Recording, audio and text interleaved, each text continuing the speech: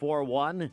Also, mixtv.tv. I'm Steve Hartline on this Thursday afternoon. We do have an update now on the breaking story that we were bringing you throughout the morning, and that is the situation in Meigs County, where a sheriff's deputy there was declared missing, along with a female prisoner that he was transporting in his police vehicle. We have just had another press conference update in Meigs County, and they are saying during the press conference that the vehicle did in fact belong to the deputy in Meigs County, Robert, known as R.J. Leonard. However, his body was not located. His body was not in the vehicle once the authorities got to the vehicle. Of course, the vehicle submerged in the Tennessee River. However, the female who was arrested was found dead in the vehicle. Once again, at this time, the vehicle belonging to R.J. Leonard, his body was not in the vehicle. However, the female who was arrested was found dead in the vehicle. So at this time, the search is on, and I will say we were watching the press conference, which I believe is still ongoing, with our news partners at Local 3, and the district attorney, Russell Johnson, in the 9th District, said that they are not confident that Deputy Leonard is alive. And then Hamilton County Sheriff Austin Garrett interjected, and they were all part of the press conference, that in fact they would hold out hope that they may find Deputy Leonard injured, but still it was obviously in the mood of the press conference, the way that was said, still pretty grim. So we want to come on the air at this time to tell you what's happening here. The very latest, as we said, report on this most of the morning.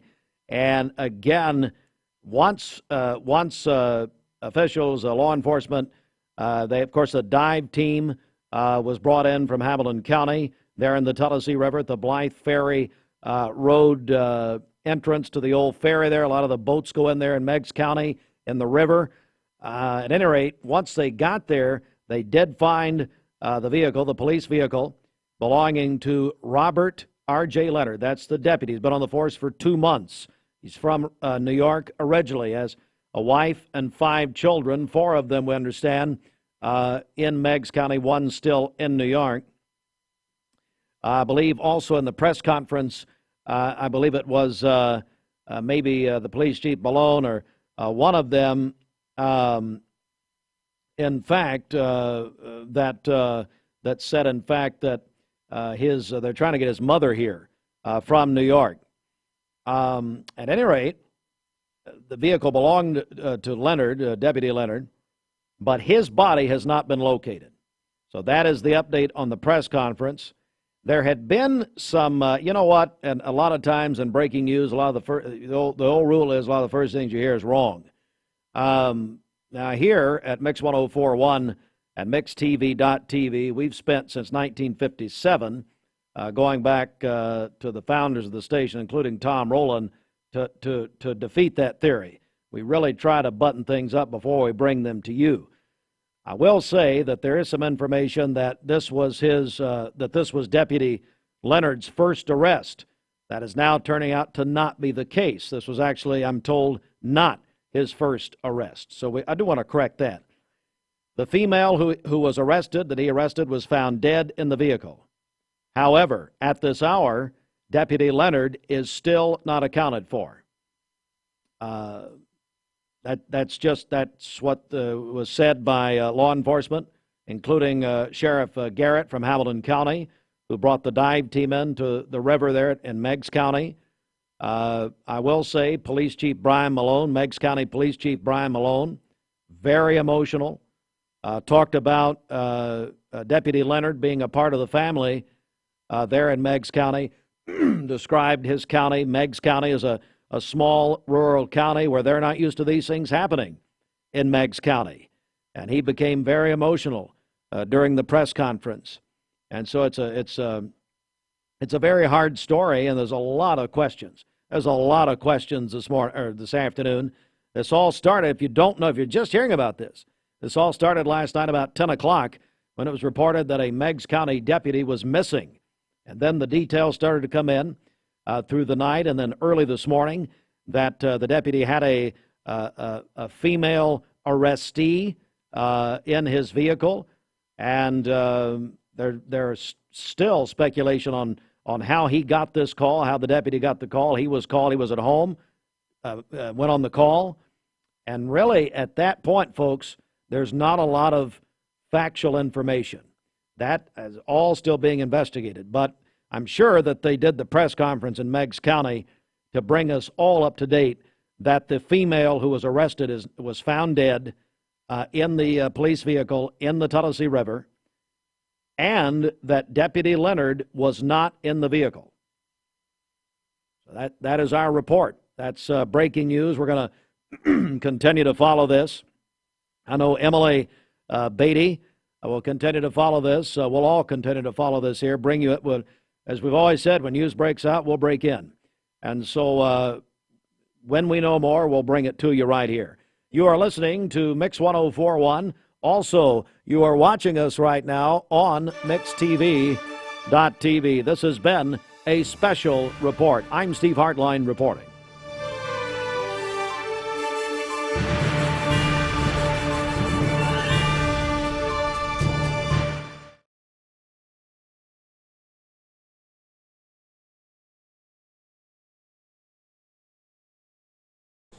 Thank you.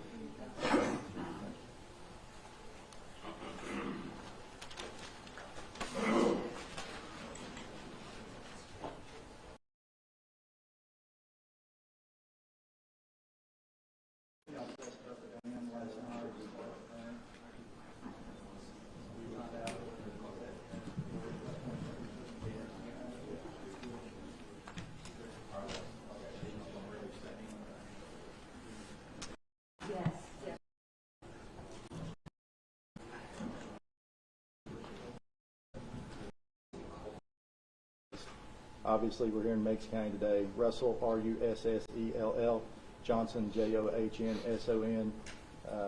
Sheriff Garrett from Hamilton County, if you want to spell your name. Austin Garrett, A-U-S-T-I-N-G-A-R-R-E-T-T. Sheriff Ross from Polk County. Steve, S-T-E-V-E, Ross, R-O-S-S. And Chief Deputy Brian Malone from Meigs County. B-R-I-A-N-M-A-L-O-N-E. Y'all good? Yeah. Okay, we're here to update you from where we are on the search for missing Meigs County Deputy Robert R.J. Leonard. As we spoke to you this morning and gave you the timeline of when Meigs County Dispatch noticed after he made a call last night that he was not responding to a status check. There was a kind of a last-minute call after about a 12-minute gap between him radioing in that he was coming back to the jail with a suspect or someone he had arrested, and there was a one word that we analyzed, and it was water. He had sent a text to his wife and said arrest. It was his first arrest. Keep in mind he's been with Meigs County Sheriff's Department just since December, so this was his first arrest. His wife responded, "That sounds great," or "That sounds good," and we know that never went through. Using special techniques, we figured out the water comment, and then the triangulation of his cell phone, and using the Life 360 to figure out he was pretty near the Highway 60 bridge where he made the stop at 12 minutes late. We told you how that led us with TWRA searching the lake, thinking maybe a body's gone in the river from the bridge or something. They eventually located what we thought was a car. Using TWRA along with the Hamilton County dive team, the Monroe County Sheriff's Department dive team, confirmed it was a vehicle, size and shape consistent, giving you little text reports and some pictures throughout the day that we finally determined it was his vehicle. The ROV, underwater remote vehicle, determined the license plate number and the Meigs County and 911 on the side of the vehicle, and we confirmed that was Deputy Leonard's vehicle. It took us a while. I'm going to ask Sheriff Garrett to explain the process of getting the dive team getting in the water, hooking up to the wrecker to try to get it out of the water. Keep in mind, as we explained before, I told you before, it was nose in but upside down, wheels up, so engine towards the bottom. We knew that the trunk had come open, as what happens on impact. The air compresses and quickly moves towards the back, and the trunk blows open, so that's no big deal. So we were interested to see what was inside. I talked to the TVA police to try to determine what was going on up at Watts Bar Dam last night as far as flow. Were they releasing or what was going on? Because when they finally got the vehicle turned over in the water, got out of the water, there was a whole lot of mud. Mixed result. There is a body in the back seat of the car covered by a lot of mud. We know what I did immediately when it's out, asked the Tennessee Highway Patrol trooper sergeant that's controlling the scene for them to examine the vehicle, along with the medical examiner from Meigs County, Shane Roberts, one of the officers or agents from TWRA, and then TBI to let them take care of the examination part of the car. So we've got a person in the back of the vehicle. We think it's the female subject that was arrested. We don't have an identification yet or confirmation on any of that. A lot of mud in the front seat, but no body in the front seat. Just before I got here, TBI called and said definitely the driver's side window was down. When it hit the water, they believe the divers in the remote were not able to determine if windows were up or down or cracked or not, and there's a process that the sheriff may talk about. Some of that may happen in the water, getting the vehicle out. So we don't know what to make from that. Was he driving with his window down when he went into the water? Sheriff will explain the difference and what happens there. But at this point, we're moving forward with a search with the same folks that helped retrieve the car from the water, TWRA, the Hamilton County Sheriff's Department, I assume, Monroe County, EMS, and who else is going to be involved with that? Highway patrol's still involved, TVA police is still involved. Pretty much every agency will remain on site. Okay. The only thing that's really changed, when I said before, hey, if it's like we think it's going to be, and it's clear what's happened with the deputy in the car in the front seat ostensibly, and the person arrested in the back seat, it would be a Tennessee Highway Patrol, treat it like a vehicle accident. So at this point, without the deputy being there, nothing really significant about it. It's just a matter of who has control. Predicated it to the Tennessee Bureau of Investigation. They will continue to help and work the investigation, go through the car with the medical examiner and do what needs to be done. If and when the body's found in the lake, then it's back to Tennessee Highway Patrol. So there's the logistics with that, how it's going to operate with the investigations going forward. Still a tremendous amount of help from all the agencies that you saw earlier today, other agencies coming in throughout the day. Been a lot of people down there and being very patient and anxiously awaiting the outcome. And unfortunately, look at the news, good or not so good for the family. They don't have closure yet. We still don't think the outcome is going to be good for Deputy Leonard, but we just can't say any more or know at this point. With that being said, I'll turn it over to the sheriff to talk about some of the things I hit on and what y'all are going to do going forward. Good afternoon. We continue to work in partnership with many agencies that are here today. I don't think we can name all of them that are here. They're coming in from across the state.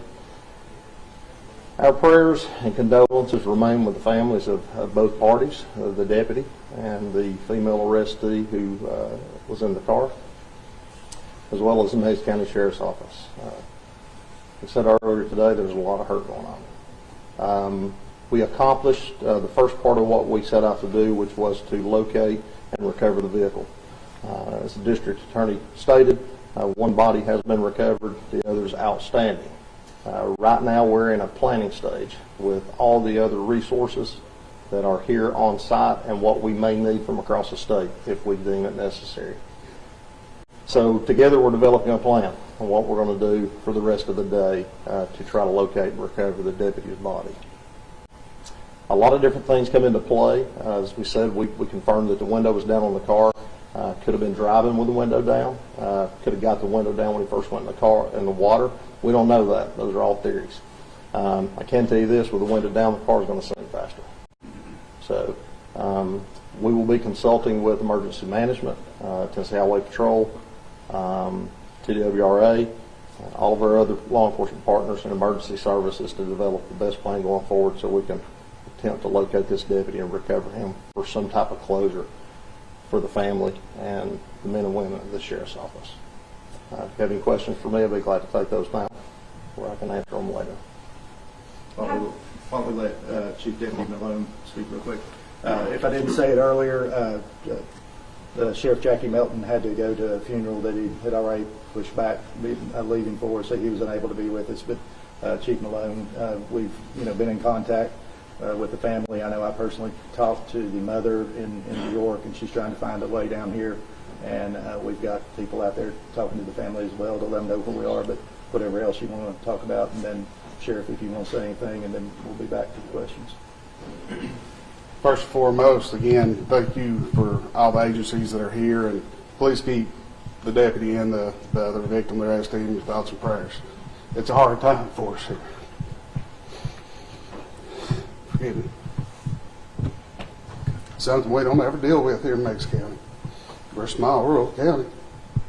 We're not used to it. Deputy Leonard had only been here for a couple months. He became part of our family. So at this time, I just ask that you pray for us. Chief.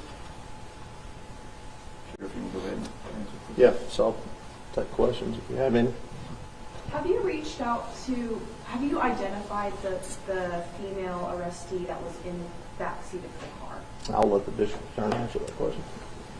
We think we know who that person is, but no, like I say, the body's covered in mud. We think that's who it is. Truly, it's feet and legs. Not the body's there. It's just covered up with mud. We came on up here. They're in the process of trying to remove that to make sure it is her, and then try to make an identification. Like I say, the medical examiner is there. We're going to do an autopsy. She will be sent to the Knox County Forensic Center after the body's retrieved, and then if and when we find the deputy and he is in fact deceased, same thing will happen with him. Have you reached out to that family of the person you suspect it could be of the arrestee? Yes, the sheriff's office sent someone there earlier today. Have there been a history of incidents on Weiser or heading into the river? Have you guys ever responded to any incidents like that, people driving into the water, especially at night? Yes, and actually about a couple of months ago, we had a female that she drove into the water, and thank goodness she survives. But there's been some over the years, but not a whole prevalent number, but there has been some. Have there been any discussions about, the amount of warning signs leading into that area and potential other, ways to perhaps make the area safer? No, it's never really been discussed. There is stop signs, warning signs. There's rumble strips that say stop on it before you get down. But it is a dangerous spot because you kind of cross a hill, then you're down to the ramp and into the water. So, but it's never been discussed. Just to try to solve a few of my questions, does Meigs County deputies wear body cams, have dash cams, and if so, was when it's activated as well? No, we don't have any cams up here. Is the search for the deputy a rescue or a recovery mission, or has that not been determined? Well, we always hope that it's a rescue, so we always hold out that hope. But we also have to face, the facts that are in front of us. So we won't lose hope in the fact that we could still recover him. It's plain to see that he made it out of the car. So it's always a chance he's injured on the side of the shore someplace. We're searching all of that. But we're not going to give up hope until we find it. And then we'll know factually who these survivors of the recovery. Do you guys know yet, did the car go into the water? Was it by accident, or was there some kind of incident or altercation that caused the deputy to drive off the road? I wish we knew that, and that's the question that it's going to take some time to answer. As the district attorney said, he will lead that investigation with THP and TBI. Like I said, we're here to provide resources and support, and assistant district attorney and the other agencies here in Meigs County. But they'll determine that hopefully with investigation. I'm sorry, let me just step on you. As I stated this morning, and may have mentioned earlier, during that 12-minute time span between when he radioed that he was going back, at nearly the same time that he was radioing in water, which took us some work to figure out what he said. At the same time, he had sent a text to his wife saying arrest. So he's doing two things at once. He's driving. He's got someone in the back of the vehicle that he's taken to jail that was allegedly perhaps in some sort of tussle or fight on the bridge with a male, which may or may not have been a boyfriend. So not knowing her state of mind, what she may have been doing or what action she may have contributed to his lack of attention. He's from New York. He did not grow up here. He's only been here a short period of time. If you've spent any time on the back roads of South Meigs County at 10 o'clock at night, you know what I'm talking about. They're not well lit. They're not well marked. They're narrow.